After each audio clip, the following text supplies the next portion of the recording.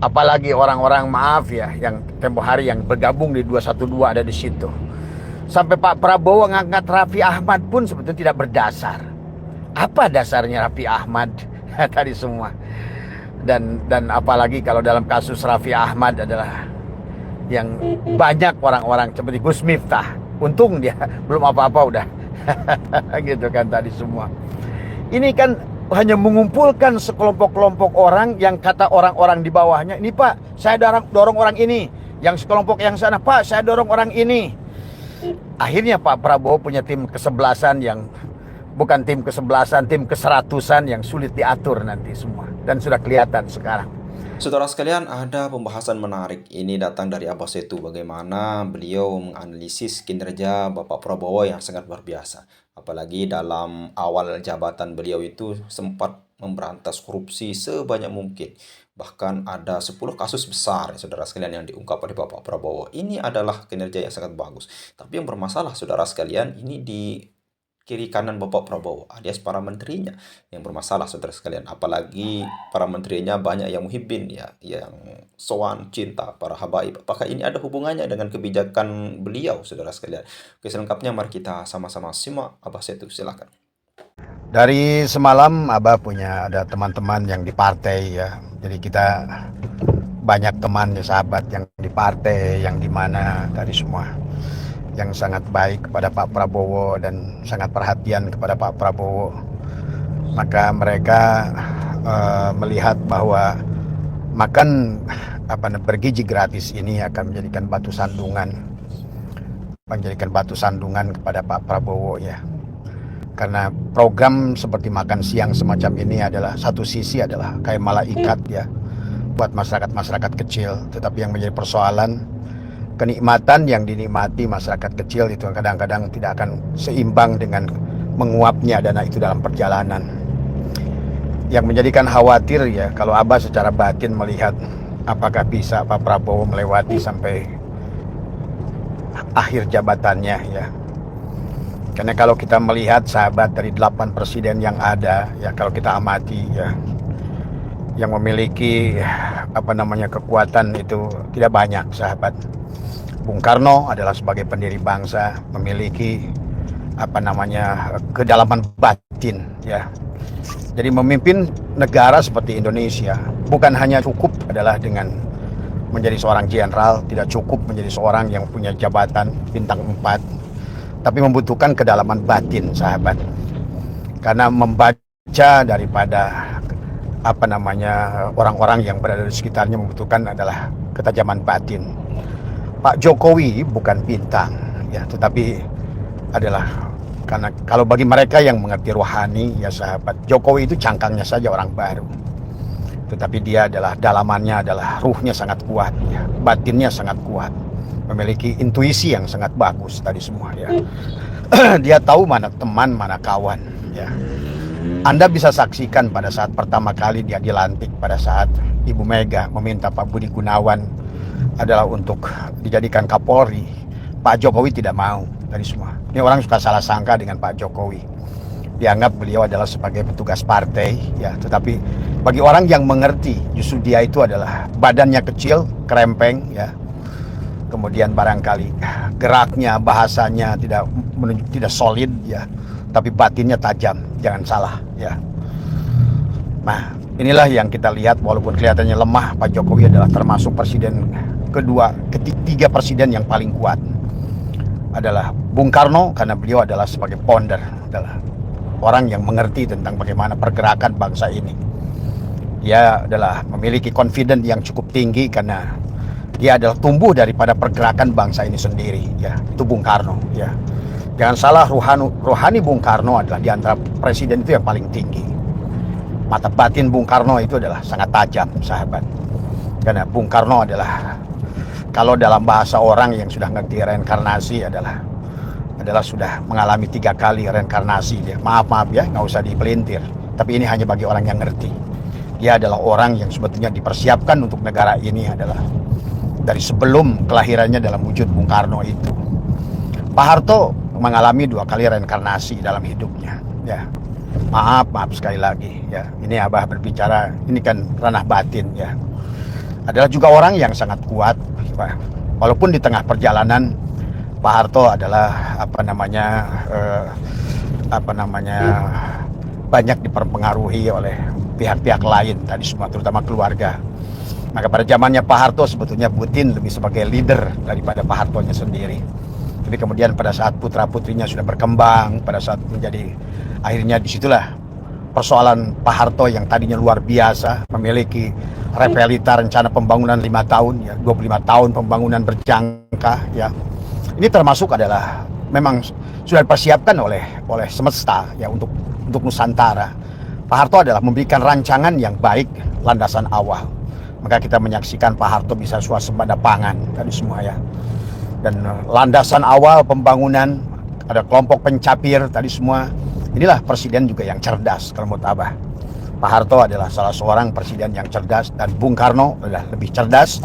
Tetapi Bung Karno dibutuhkan untuk landasan politik, bagaimana menetapkan geopolitik. Kemudian juga Bung Karno adalah bagaimana bisa terlihat di dalam konferensi Asia Afrika 1955, walaupun kita negara kecil tapi ditakuti Bung Karno oleh dunia tadi semua. Sehingga pada saat itu kekuatan antara Pakta Warsawa dan non-blok NATO, tetap Bung Karno punya dengan keyakinannya adalah dengan kita mengambil pada politik bebas aktif tadi semua. Artinya bahwa Bung Karno tidak mau dibawa oleh ke kiri dan maupun ke kanan.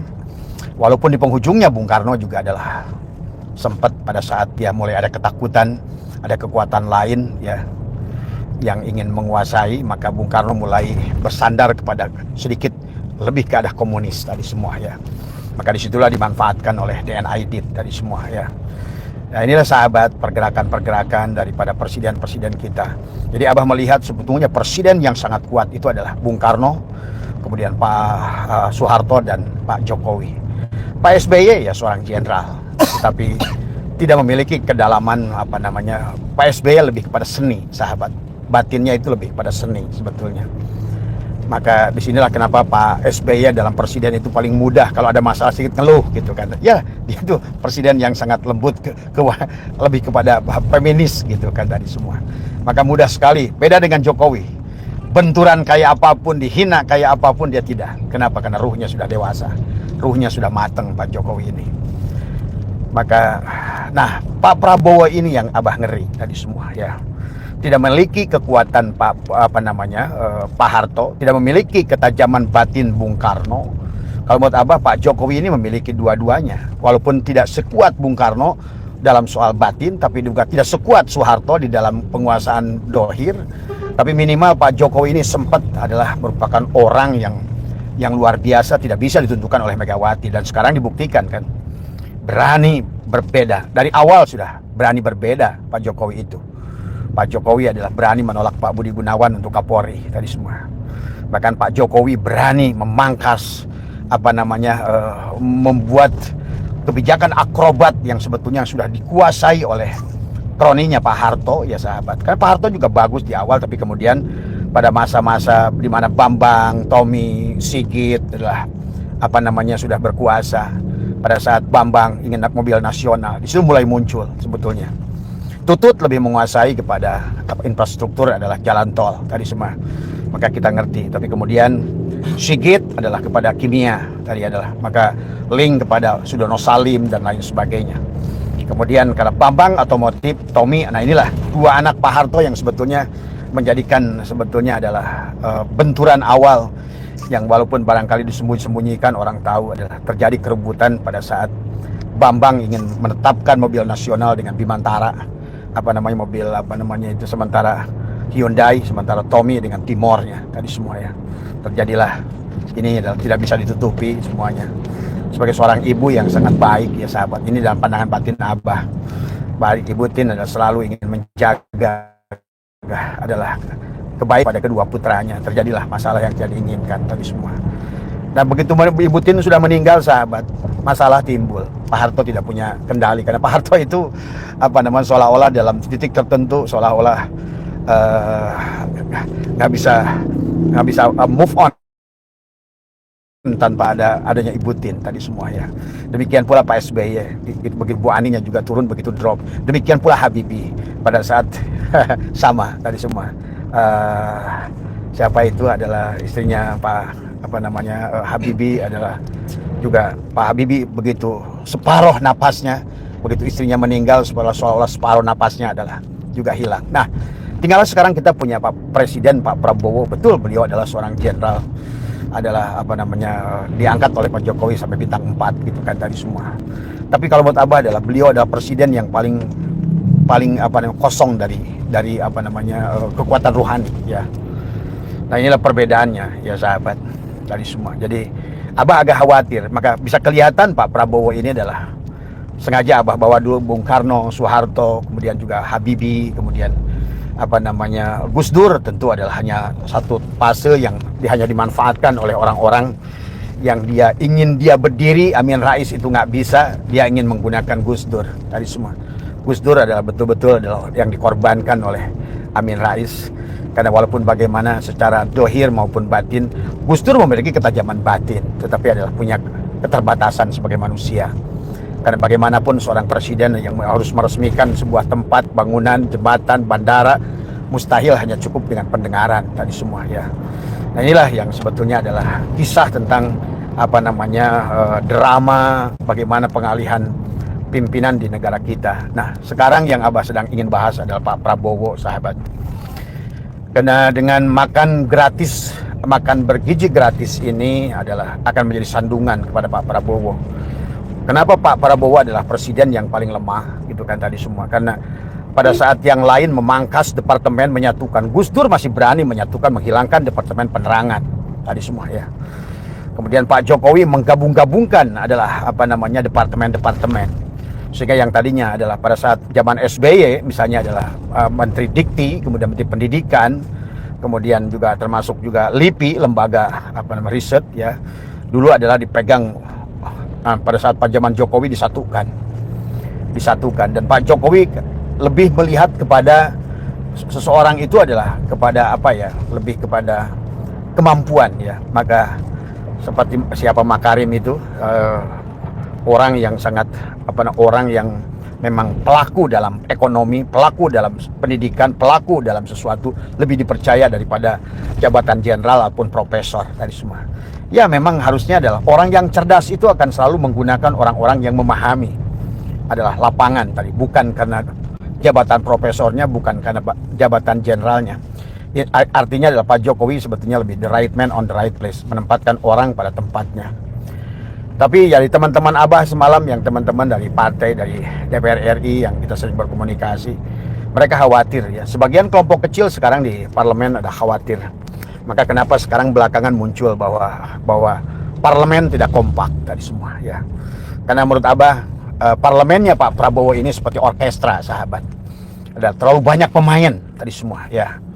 Sehingga bisa bayangkan mungkin Beethoven dengan banyaknya pemain, karena irama lagu itu adalah bisa ditentukan dengan ritme dari semua. Sehingga Beethoven bisa menghasilkan musik yang bagus dengan seorang dirigen yang bagus. Kemudian dia dengan tangga nada yang bagus, maka jadilah orkestra itu sesuatu musik yang luar biasa. Di pada saat kabinet dibikin orkestra sebagaimana Pak Prabowo hari ini, itu bukan karena Pak Prabowo perlu dengan orang-orang itu. Karena kalau Abah lihat justru Pak Prabowo itu adalah yang paling lemah. Kenapa? Dengan menarik setiap orang yang oposan dengan dia didudukan. Tadinya adalah untuk islah nasional. Satu sisi kelihatan baik, sahabat, secara politik. Tetapi sesungguhnya Pak Prabowo telah menempatkan musuh-musuhnya di kantornya sendiri, di kandangnya sendiri. Nah, inilah yang kadang-kadang sering kita lihat Pak Prabowo pada saat ditanya oleh wartawan, oleh apa, Pak, tahu nggak kasus guru yang ini? Pak, tahu nggak kasus makanan ini di sini ternyata sudah berapa bulan makanan itu tidak dikirim? Pak, tahu nggak bahwa makanan itu, dia kayak kaget gitu kan tadi. Nah, inilah sahabat, kalau seandainya seorang dirigen dia tidak betul-betul mengontrol alat musiknya sendiri tadi semua, adalah pemain-pemain orkesnya sendiri gitu kan tadinya, sehingga pada saat kalah si Agus besi itu, si Yusuf.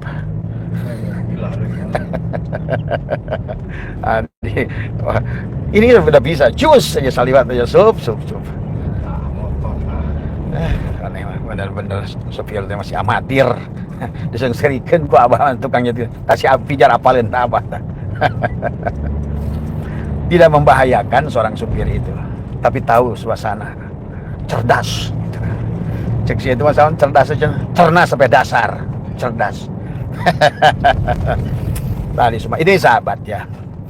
Jadi Abah melihat Pak Prabowo ini terlalu baik, tapi dia tidak memiliki ketajaman rohani, sehingga tidak tahu mana dari sekian banyak itu. Maka kita alih-alih orang-orang rohani, orang kebatinan, justru kita melihat adalah, maaf ya, kayak Pak Prabowo itu di sekeliling-kelilingnya itu dikelilingi oleh musuh-musuhnya, akan membahayakan dirinya sendiri. Dan Prabowo apa aja yang kata orang baik gitu sahabat ya, dan dia akan dengar tadi semua. Ya dulu lah kita ingat dalam kasus waktu Pilpres 2 kali ya, bagaimana pada saat Pilpres 2 kali itu kalah dengan Pak Jokowi ya, pada saat Ratna Sarumpait dibikin drama gitu, digebukin tadi semua, dia percaya gitu kan tadi semua. Untuk seorang besar kayak Pak Prabowo dengan metodologi semacam itu adalah, saat itu saya melihat, aduh kata saya, Pak Prabowo ini, dan 2 kali, dan Pak Prabowo adalah 2 kali presiden kalah oleh Jokowi yang selalu mendahulukan sujud syukur tanpa mengecek dulu menang apa kalah. Ini menunjukkan bahwa beliau itu terlalu percaya dengan siapapun tadi semua.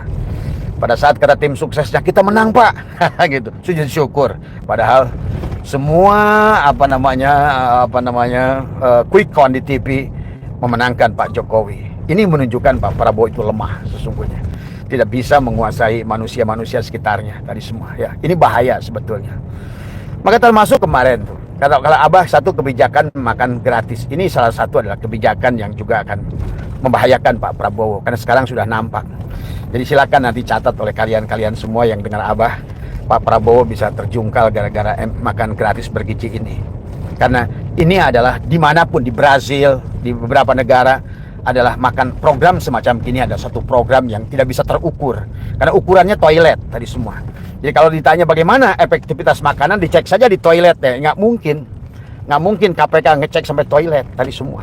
Dan inilah sebetulnya adalah menjadi rancangan korupsi yang tersembunyi, dan jadi seolah-olah kenikmatan tapi kematian tadi semua. Ada ibaratnya tadi pada saat ibu mati, istilah Padang itu tadi, buah si malakama tadi semua. Ditolong ibu, bapak mati. Ditolong bapak, ibu mati tadi semua. Inilah masalah apa yang sedang terjadi hari ini. Ini maka apalagi orang-orang, maaf ya, yang tempo hari yang bergabung di 212 ada di situ.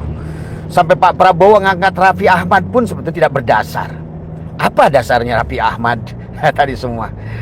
Dan apalagi kalau dalam kasus Raffi Ahmad adalah yang banyak orang-orang seperti Gus Miftah, untung dia belum apa-apa udah gitu kan tadi semua. Ini kan hanya mengumpulkan sekelompok-kelompok orang yang kata orang-orang di bawahnya, ini Pak saya dorong orang ini, yang sekelompok yang sana, Pak saya dorong orang ini. Akhirnya Pak Prabowo punya tim kesebelasan yang bukan tim kesebelasan, tim keseratusan yang sulit diatur nanti semua. Dan sudah kelihatan sekarang. Pertama mulai ada adalah tiba-tiba gas 3 kilo hilang. Begitu diperiksa tadi semua, menteri siapa yang bertanggung jawab, SDMK atau siapa di situ? Nah, tapi Pak Prabowo begitu mudahnya memaafkan tadi semua kan tadi semua ya. Padahal adalah kita mengetahui kemana perginya gas itu, sehingga gas 3 kilo itu hilang tadi semua, sampai timbul masalah. Ini kan sebenarnya yang ingin diperlihatkan bukan menteri itu bodoh, tapi ingin memperlihatkan dirihennya yang bodoh gitu kan tadi semua.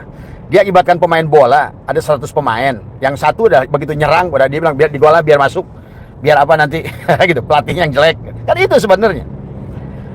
Jadi kasus 3 kilo itu adalah sebetulnya ingin memperlihatkan bahwa Pak Prabowo itu tidak capable, tidak mengerti keadaan termasuk migas gitu kan tadi. Nah itu. Kemudian juga apa terjadi belakangan ini? Kata Pak Prabowo, pencuri itu kita bebaskan, yang penting dibalikin. Nah itu pasti masukan dari orang-orang yang kaitannya dengan PKB gitu atau PBNU gitu kan tadi, karena itu ngait kepada Gus Yakut gitu kan, yang nyolong waktu di Depok gitu kan tadi semua. Tapi kemudian diberi aksi baru. Jadi akhirnya trial and error tadi semua. Setelah disadarkan yang grup ini, baru dia sadar. Kayak kemarin, oke, kita tarik orang korban-korban daripada Gaza ke Indonesia. Ini pasti dari orang luar negeri yang sebetulnya juga tim dia tapi bukan loyal sama dia, ingin menunjukkan dia diserang oleh masyarakat. Kan akhirnya muncullah MUI. Ya nggak bisa lah. Orang si Donald Trump saja dia mengatakan dari awal bahwa dia ingin mengusir, itu nyindir ke Indonesia itu. Saya akan kirimkan orang-orang Gaza itu ke Indonesia. Saya akan bangun Gaza itu menjadi tempat yang mewah. Kemudian Pak Prabowo dengan polosnya, saya akan tampung. Nah, kelihatan bodohnya lagi gitu kan tadi semua. Nah inilah kata saya, orang-orang yang pembisik-pembisiknya itu ibaratkan pemain-pemain tapi bukan dari tim kesebelasannya dia. Maka ingin sengaja biar gawang ini bobol, yang ini gawangnya bobol, yang ini gawangnya bobol. Jadi tim pemain bola tapi yang menghendaki bola bunuh diri semuanya. Nah inilah yang khawatir. Beda dengan Pak Jokowi, beda. Anies Baswedan gimana sih? Tadi semua teman dekat, seolah-olah tim sukses. Tapi pada saat jadi menteri dia nggak bisa. Tadi semua berapa bulan reshuffle. Nah, itu Jokowi tuh reshuffle tadi semua. Artinya bukan karena kamu teman saya, bukan karena kamu tidak support saya, tapi pada saat ini kesebelasan sepak bola saya, kamu tidak bisa nyerang bareng dengan saya, maka kamu ini lepas. Itulah yang terjadi antara Pak Jokowi dengan Anies Baswedan. Nah, tapi kalau seandainya satu saat ada presiden bernama Anies Baswedan, inilah yang paling buruk yang tidak mungkin bisa dilakukan di Indonesia. Maka ini juga harus ngerti buat rakyat Indonesia ke depan. Jadi kita dari 8 presiden ini masing-masing punya karakter ya semua. Yang paling kuat Bung Karno, yang kedua adalah Pak Harto, yang ketiga adalah Jokowi tadi semua. Silakan kalian tidak suka, faktanya adalah begitu. Lihat sekarang tapaknya. Mana yang kalian dahulukan? Apakah infrastruktur atau makan gizi gratis? Makan gizi gratis ini, makan bergizi gratis ini sulit diukur oleh KPK, oleh apa? Sementara anggarannya begitu besar. Karena menyangkutnya ujung-ujungnya WC tadi semua. Tapi kalau infrastruktur bisa diuji tadi semua. Jembatan bisa diuji, bandara bisa diuji, pelabuhan bisa diuji. Inilah kecerdasan Jokowi yang kata Abah, Jokowi ini adalah sejalan dengan Bung Karno tadi semua. Itulah maka kenapa hari ini Jokowi bisa dengan tol laut bisa membuat adalah di Irian adalah semen itu seharga di Jakarta. Padahal dulu semen itu 800.000, bensin 1 liter di atas 100.000. Sekarang bensin yang ada di Irian sama dengan di Jakarta, semen yang ada di Irian sama dengan di Jakarta. Pembangunan merata keluar. Inilah seorang presiden yang mengerti bahwa tujuan akhir daripada Pancasila itu keadilan sosial bagi seluruh rakyat Indonesia. Tapi keadilan sosial rakyat Indonesia itu hanya bisa dilakukan kalau kerakyatan yang dipimpin oleh hikmat dalam kebijaksanaan perwakilan. Maka di situ logika dasarnya adalah bagaimana seorang presiden harus menguasai parlemen. Karena bagaimanapun parlemen adalah sebagai pembuat undang-undang dan harus bekerja sama dengan presiden. Maka segala keburukan yang terjadi di negara kita ini, ingat, bukan hanya eksekutif tetapi juga legislatif. Nah, adapun pemantauannya adalah tergantung yudikatif tadi semua, ya. Maka kalau Abah yang jadi presiden lebih ngerti lah pada dasarnya. Secara ekonomi makro, secara ekonomi mikro, kita harus kuat seorang presiden itu. Dan yang ketiga secara ruhani tadi semua. Mungkin Pak Karno secara ekonomi mikro tidak, tetapi makro, tetapi beliau adalah memiliki ruhani dan yang sangat kuat, ya sahabat. Jadi inilah ya yang mungkin sekarang tentang Abah ngerti tentang sekarang kenapa tempo hari Menteri Keuangan mau mundur. Sebetulnya kalau sampai Sri Mulyani mundur habis nih kabinetnya Pak Jokowi, Pak Prabowo. Karena orang itu sekarang masih percaya di situ masih ada orang-orang sekaliber Sri Mulyani. Karena ini menyangkut tentang keuangan tadi semua. Sehingga sekarang ini sahabat kalau mau dihitung ya antara anggaran APBN dengan income negara itu defisit sampai 500 triliun. Jadi artinya setiap bulan itu kita defisit, lebih besar anggaran daripada pengeluaran daripada income. Belum lagi adalah dengan harus bayar hutang negara yang sudah jatuh tempo dan lain sebagainya. Maka agak sedikit khawatir. Maka Abah tempo hari di November akan sudah membaca bahwa akan terjadi banyak pengangguran tadi semua ya. Dan akan terjadi PHK. Ternyata betul terjadi kemarin PHK besar-besaran dan ini akan terus berlanjut.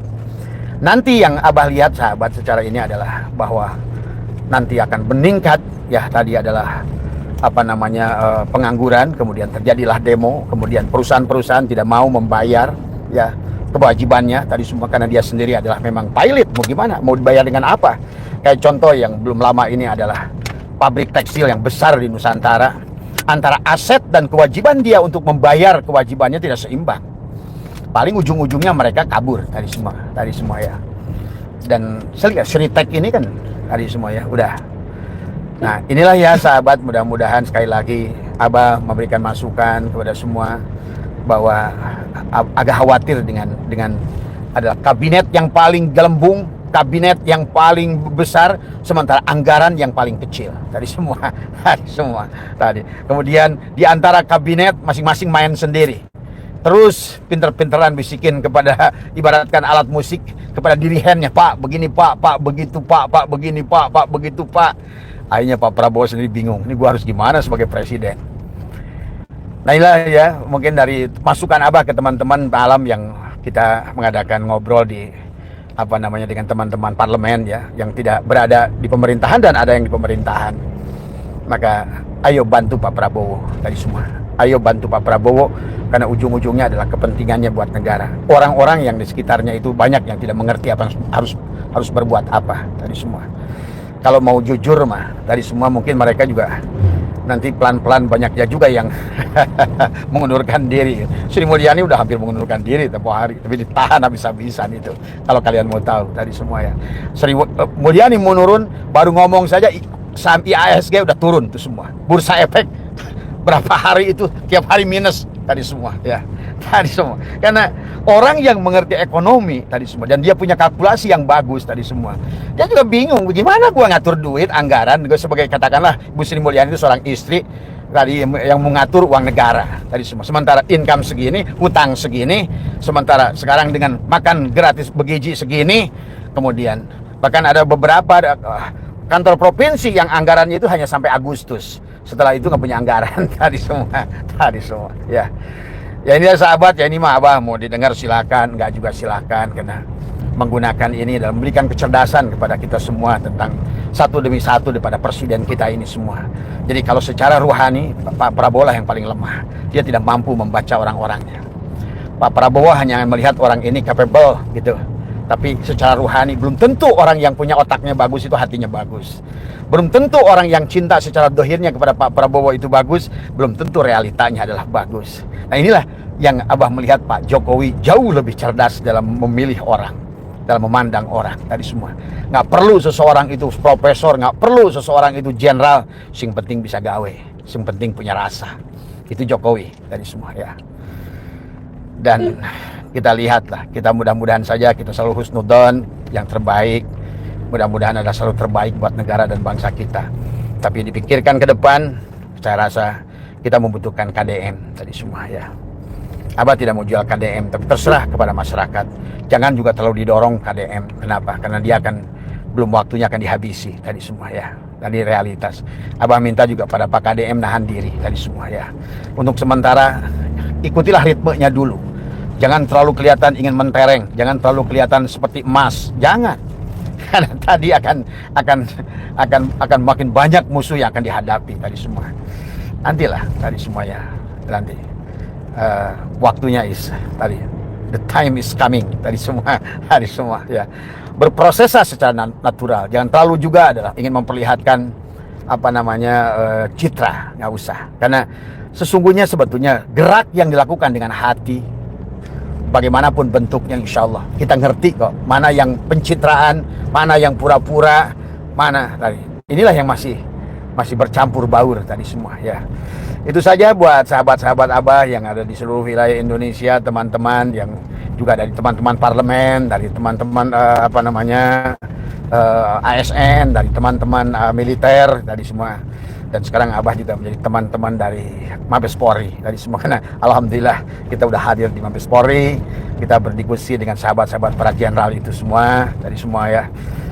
Beberapa minggu lalu Abah diundang di Mabes Polri tadi semua, kita diskusi tadi semua yang terbaik. Nah ini buat sedikit saja bocoran bahwa sekarang keadaan negara ini akan lebih mengarah kepada membutuhkan orang yang dalam batinnya tadi semua ya, bukan cerdas otaknya, tapi yang punya tinggi rasanya.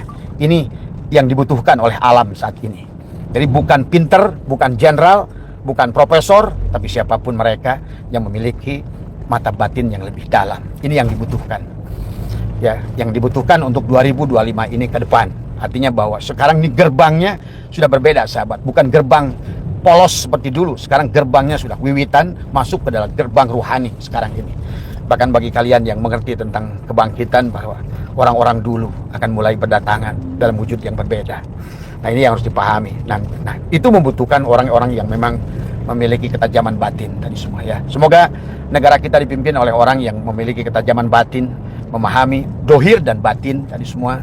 Tidak hanya sebatas dia punya pangkat bintang 4, tidak hanya sebatas ada seorang profesor, tapi yang punya rasa. Yang penting adalah punya rasa kebangsaan. Yang jelas bukan Anies Baswedan.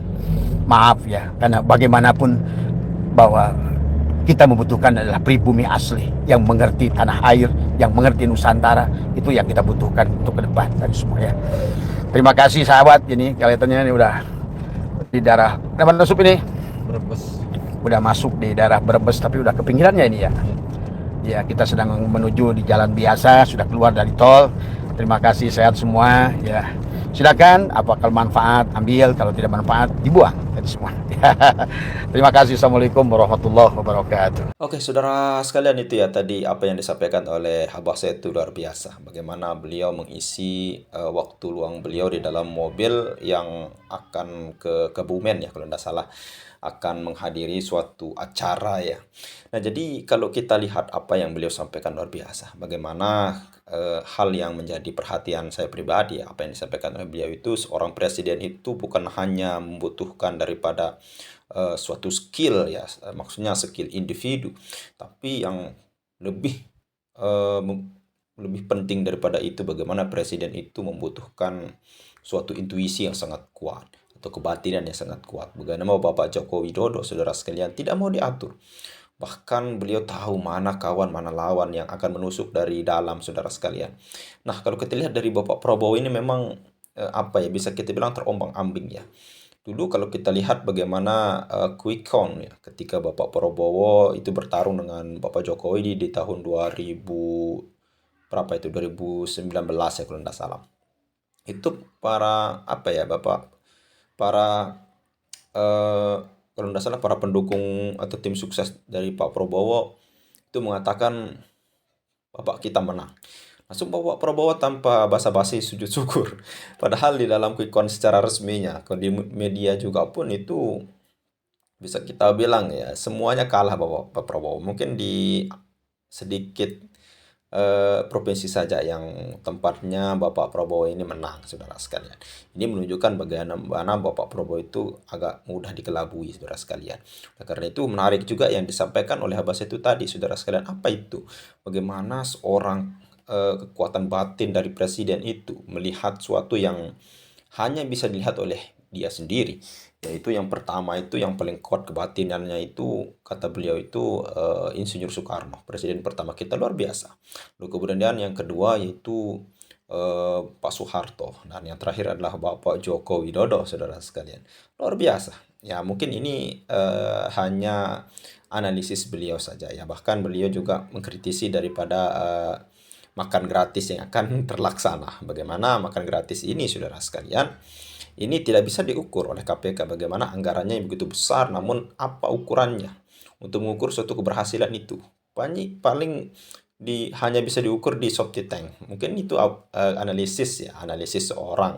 Bukan untuk merendahkan Bapak Prabowo, bukan untuk bisa kita bilang bukan untuk mengkritik pedas tanpa dasar ya. Ya mungkin ini masukan juga bisa untuk lebih berhati-hati Bapak Prabowo, apalagi di dalam menjalankan roda pemerintahan ini banyak sekali orang-orang dekat yang memang ingin menusuk kita dari dalam ya. Mungkin itu juga harus diperhatikan para menteri Bapak Prabowo ya. Ya, contohnya saja seperti Gus Miftah, lalu kemudian Raffi Ahmad. Yang ini kontroversialnya luar biasa. Raffi Ahmad ini kira-kira apa perannya bagi anak muda sehingga diangkat seperti itu sebagai anak muda kreatif, menteri lagi. Apa coba perannya? Coba ini cuma nongol di TV dan lain sebagainya. Lalu kemudian tiba-tiba sowan ke Habib Rizik ya, kalau tidak salah. Ya mungkin hanya itu saja yang bisa kita sampaikan. Mudah-mudahan video ini bermanfaat. Sekian, Assalamualaikum warahmatullahi wabarakatuh.